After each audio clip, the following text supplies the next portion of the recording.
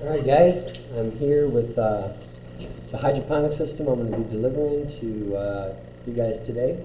I wanted to go over it so you know at least how to get up and running with it. So you're going to have the lights, you'll have to attach them to the stand.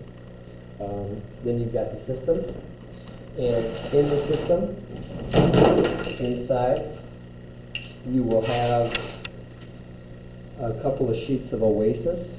And that's what you're going to use to plant seeds in. I am going to also put some seedlings in, but they'll be separate in a container with some water.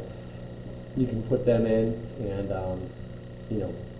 start with those. There's 2 net pots that the system will fit, so there's 2 there. But I gave you 4 because we're going to try to use 2 maybe.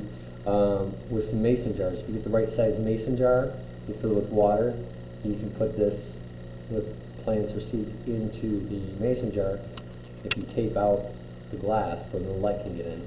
And then set it in the window, you can grow. So I gave 2 extra 3-inch net pots, so there's 4 in each bin. And then also I have the baggies of nutrients and seeds. So there's dragoon lettuce, right here. You got basil right here, and you've got some rainbow Swiss chard. Then you got 4 bags of nutrients. When you add nutrients to the hydroponic system, you have to do it part A and part B. So the first step you'll do is fill the bin up with water. Be sure not to fill it up further than the hole for the pump outlet. You don't need to have it super full. You can do half if you want, but I would recommend filling it up to the bottom of the manifold. And remember that the manifold, look inside, is this guy right here. There is a shut-off valve, and I'm going to go ahead and kind of set these to off. So when it's turned that way, it's off.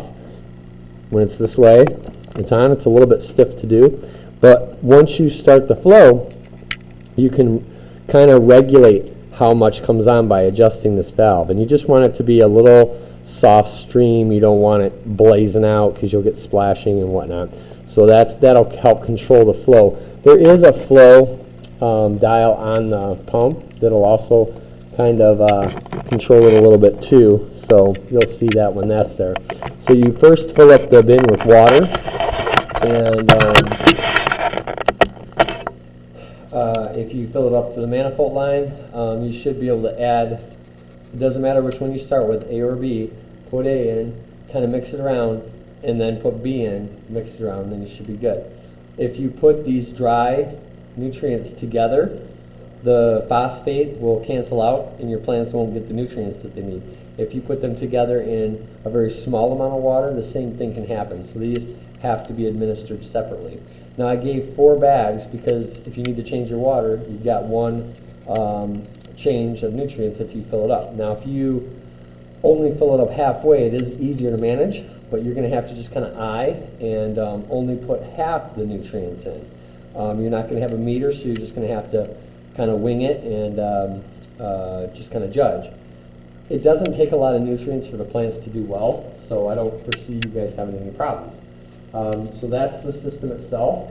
So you're going to, again, just to recap, you're going to get this set up, fill it up with water first, get it set where you want it, because it could be heavy if you fill it up to the manifold. And then fill it with water, get pictures from the kitchen sink. Make it about room temperature water. You don't want ice cold water, it could shock the plants. You don't want steamy hot water. You want water that's room temperature, or a little bit cool, but not ice cold. And fill that up, and that water will eventually get to room temperature. And your net pots will just, once you get your Oasis in there, if you put the seedlings in, or if you want to try growing your own with the seeds, you're going to put these just right in there. They fall right in, and they're good to go. Now, these are big net pots, so you're going to need, I'm going to give 4 plants for seedlings, so 4 net cubes will fit into the net pot. You can just kind of squish them down, Not too much, you don't want them totally squished, but you get them far down as you can.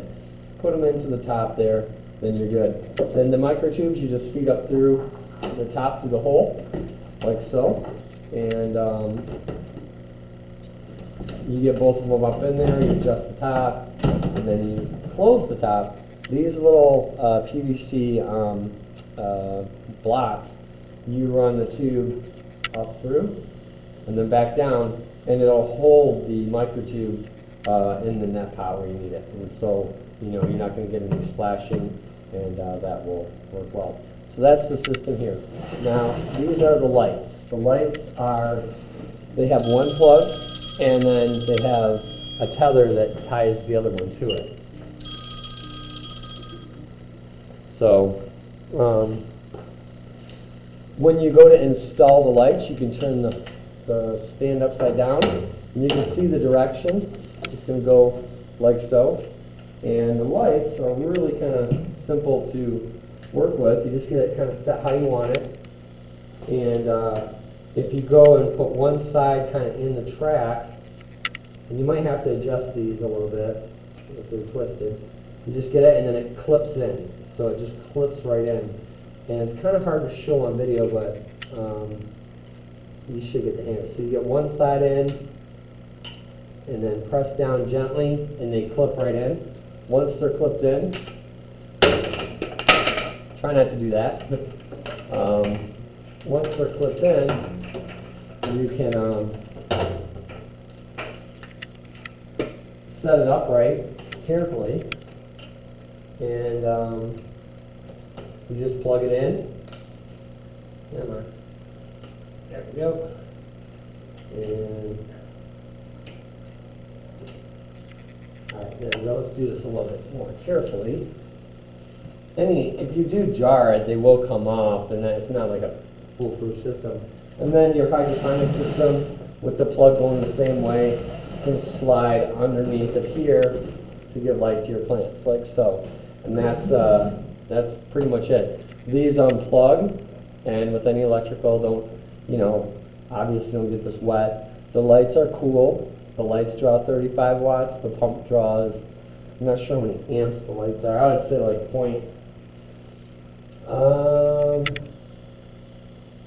says here they're T5 light fixture. I would say they're about 0.5 amps. The pump is 0.05 amps, I think, for the lights. So maybe 0.9 amps for the lights together, and then 0.09 for the pump. So it's very minimal electrical draw.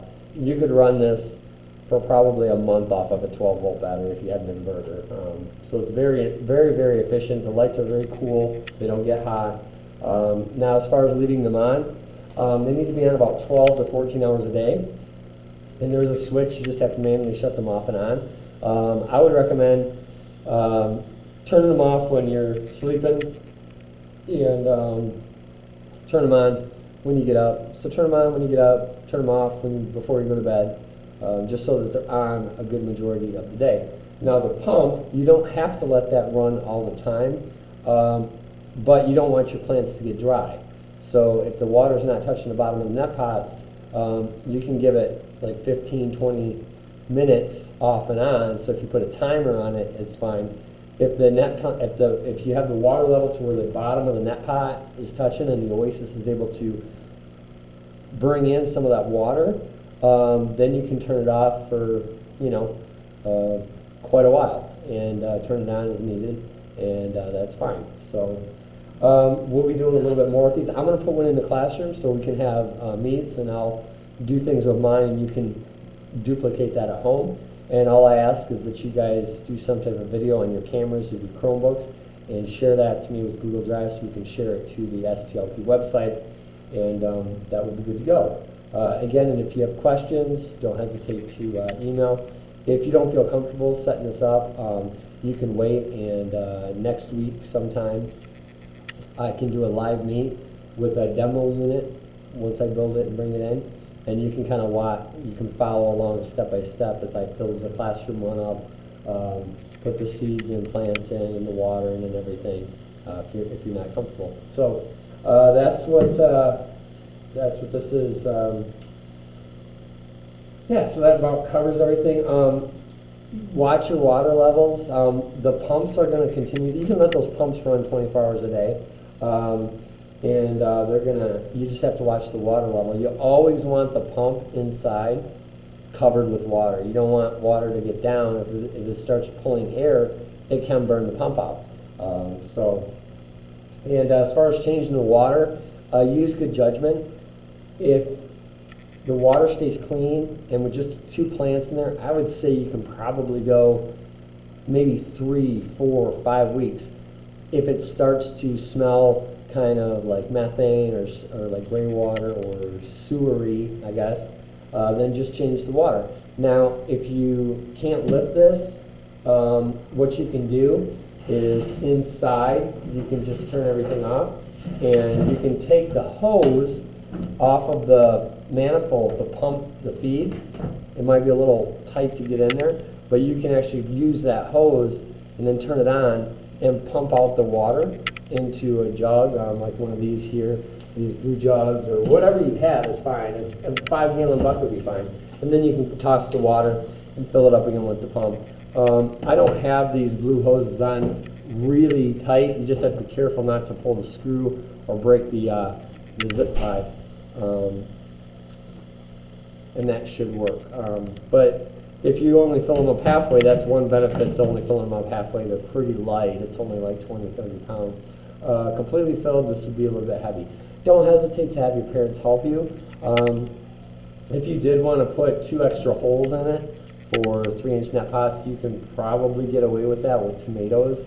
It'll get a little crowded, but you'll have to have your parents help with that. You can cut this with, strong scissors, an X-Acto knife, or if mom, dad has a hole saw, I can give you the size. I'll have to post that later. I don't know the size right off the top of my head, but you just want to make sure that the lip of the net pot can set on here. If you make it too big, it's going to fall through, and that's no good. So that should get you started. I'll post this to the STL website, and everything should be good.